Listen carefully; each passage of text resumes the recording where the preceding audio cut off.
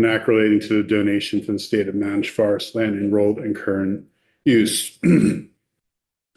When Representative Sheldon was looking to introduce a bill, she wanted to provide a way for persons in current use to permanently donate their land for conservation without having to enter into a conservation agreement and without being subject to the land use change tax if they were donating land to the state. Now, there's already a provision in law related to how the state takes possession of property, whether donated, sold, or otherwise. But that's a discretionary authority. It gives the Commissioner of Forests and Parks the ability to choose whether or not they are going to purchase land for addition as state lands. This would not be a discretionary authority. It would be amending the current use chapter to add a new section on donation of managed or reserved forest land. Now remember, managed forest land is land that's subject to a forest management plan and is subject to working use.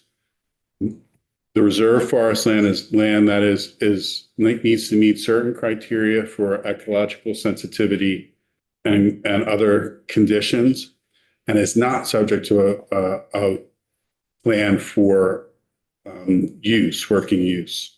So both of these types of land enrolled in current use could be donated to the state.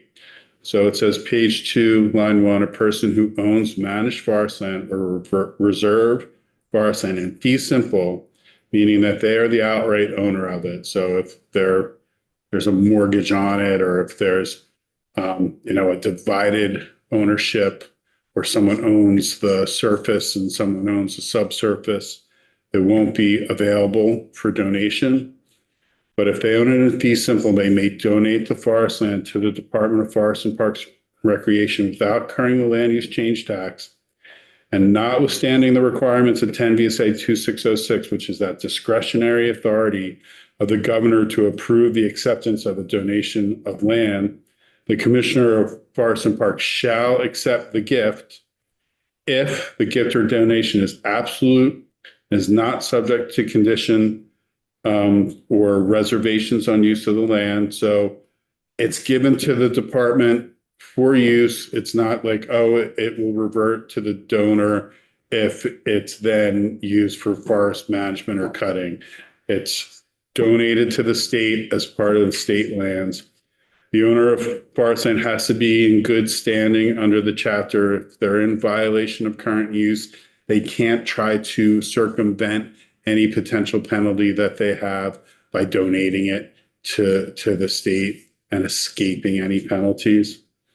And the land is directly adjacent to state lands owned and managed by the Department of Forest, Parks, and Recreation.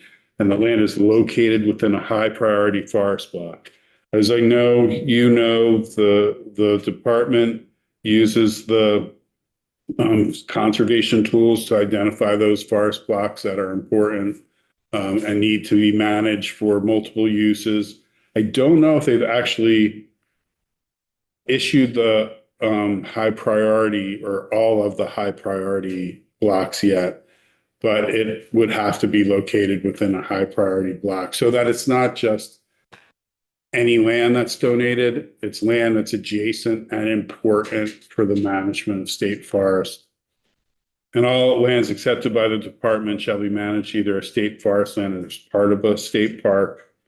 And when the department accepts a gift, department shall provide that person with an assessment of the value for the purposes of a federal charitable income tax deduction.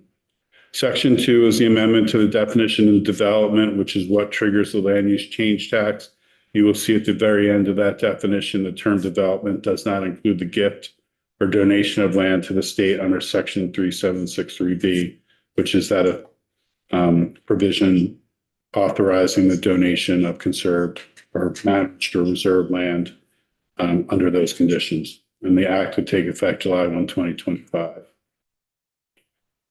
So there would be a revenue impact because you'd be taking land out of current use, not paying the land use change tax, releasing the lien. There would be a revenue impact, that lost lien payment. So it would be something that JFO would have to look at. So there'd be a negative impact because of the foregone penalty, but there could also be a positive cash flow impact because there would no longer be, no, the land wouldn't be taxed at all. So it would be going from a reduced assessment to Right. not being taxed. You're taking land out of taxed land. That's one revenue impact. The other revenue impact is that that land that had previously been taxed and was subject to the lien would not be paying the lien when it was donated to the state. So that would be a revenue impact too. You'd lose the ed fund basic resource, the land, and then you would lose that penalty for taking the land out of current use. So there is a revenue impact. I mean, theoretically, there's also it's not a revenue impact, it's a land wealth impact that the state would be acquiring more land wealth in a high priority block. But that obviously doesn't true up on a spreadsheet. You're not going to zero out the revenue loss.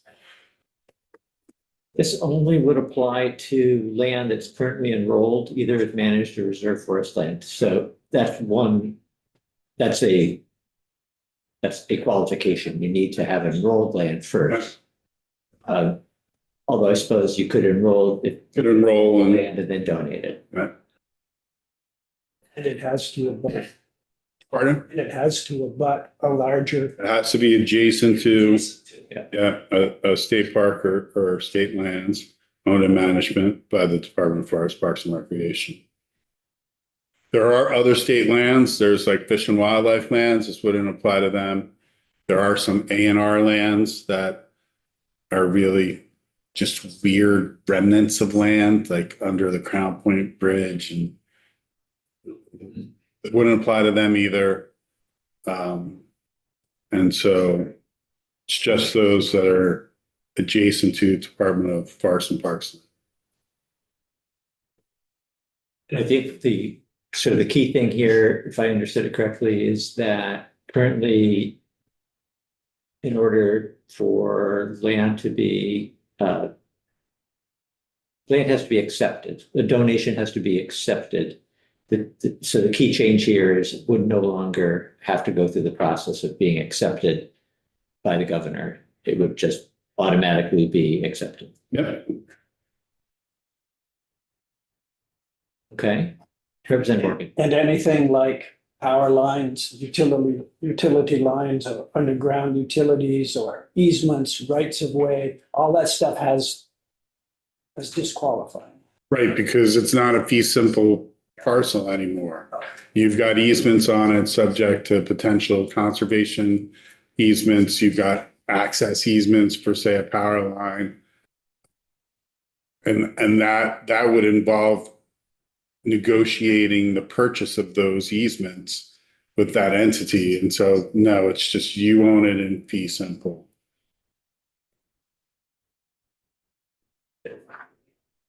Mike, I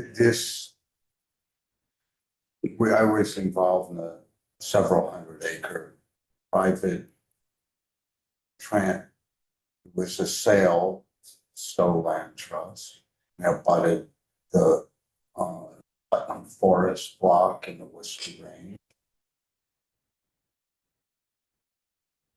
We raised funds, and it was several million privately. We took title for just under 24 hours, and for $1 or for $0, transferred title to that entire block to the state of Vermont, Putnam Forest. In that case, where it was purchased and not gifted. Well, if the original owner had wanted to gift it, the original owner could gift it. Right. And so this doesn't force an owner to gift it. But if that owner wanted to do what she did and sell it to someone who is intending to donate it to the state, she could do that. Possibly took a slight discount, Right. I mean, but they would have paid a transfer. but if it was in current use, that I have to think about if they could have, if they were, I have to think about that. Skirted the transfer tax. Yeah. They probably pay the property transfer tax. But if it had been in current use and I'd have to know more. I'd have to know more about how that conveyance happened, if it at all qualified as subdivision. I can't say without being on the fence. And the second question would be, this implied it was in either resource management or reserve category. Could this transfer take place if it had a condition that it could no longer be used for other than permanent conservation? But No, it has to it has to be be donated free of those conditions. So it then becomes part of the management plan for that state forest, that state park, right? It's no longer something that's separate or has to be managed differently. It is managed by the department according to the say it's a forest, it's going to be subject to the forest management plan. And just for example, what we've learned from FPR, let's take that Worcester Range Management Plan. A very small percent of it over a 20-year period might be used for active management. So 90%. It's irrelevant. That's Right. up to FPR Right. with their stewardship goal. It's going to be land specific and use specific. You can't say that they do have goals to use a certain amount of forest land for active management, but it is really site specific. As you saw with Worcester, it's like there was objection and then they moved parcels and Right. so. Thank you. Representative Morgan. Maybe you would know, maybe not. Is there a lot of land in Vermont that would qualify for this type of thing? I don't know that, and that's a really good question because, on the It is east, so specific. right? But on the east side of the state, you have Conti, right? You have the Conti Wildlife Refuge and how much of that is already subject to conditions, even if it's not identified as one of the key areas. When you look at the map of Conti, it's pretty much east of the mountains, from the southern border to the northern border. And there's just ways that they have managed to negotiate the ultimate conservation of that land, but it's still in use for towns and farming, etc. You have to go and see how they've managed that, and it's really interesting. It's largely because it's just a federal designation. But I don't know what you would do. Would you say that Conti eligible land is that's a really good question. So I think it's probably going to be focused in the initial rollout on the west side of the state, where you have more land that would potentially be free of any condition like a Conti management condition. Thank you. Is there something in the language that talks about federal conditions like that? No, but it does talk about it has to be absolute and is not subject to conditions or reservations on the use of it. Okay, yeah.